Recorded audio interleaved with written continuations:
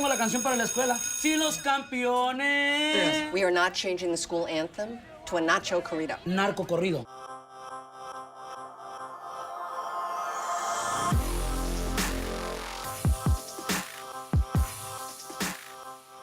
I gotta say that I'm here with you, Jamie Lee Curtis. You are so talented, and Oh, you're sweet. I mean, I grew up seeing you, so it's an honor to be here. Thank you very much. And I gotta tell you, your character, the principal, is one of my favorite. Oh, sweet. And all I could say about your character is that there's this optimism. She's so optimistic. She believes. Even though she has limited resources, you still believe.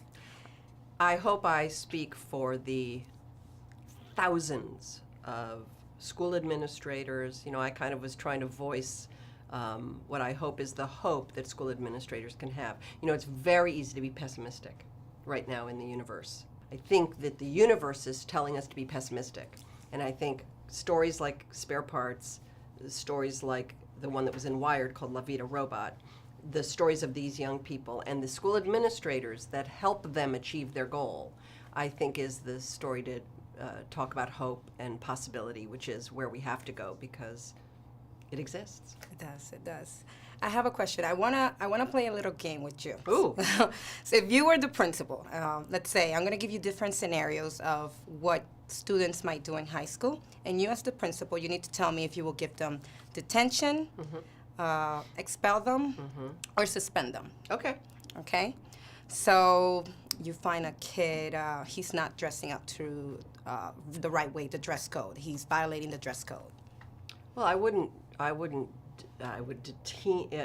give him detention, but I would come up with a much more creative way to remind him that there's a dress code for a reason. It's to sort of level the playing field for students. It's to make clothes not the focus, but education the focus. And I would just come up with a creative way to help them understand that the dress code was there for a reason. Okay. If you find a student, he sends you flowers, chocolate. Uh-oh. He's in love with you. What would you do? Well, that would be, you know, when you're an administrator or a teacher, this happens with teachers all the time, you know, you have been trained in your job that there is a firewall between intimate connection with a student and a normal working relationship with a student. And I would just remind that student that this is not appropriate and let them suffer the, you know, crime and punishment. And my last question for you, how was it working with George Lopez? Well, I knew George Lopez because one of my best friends is Deborah Oppenheimer, who used to work with him on his TV show. And so I've known him kind of peripherally. And as soon as I read this, and I knew he was going to be playing that part, I knew that the movie would have everything it needed: humor, warmth, generousness, because George is very generous and open, and I knew that he would honor the story beautifully.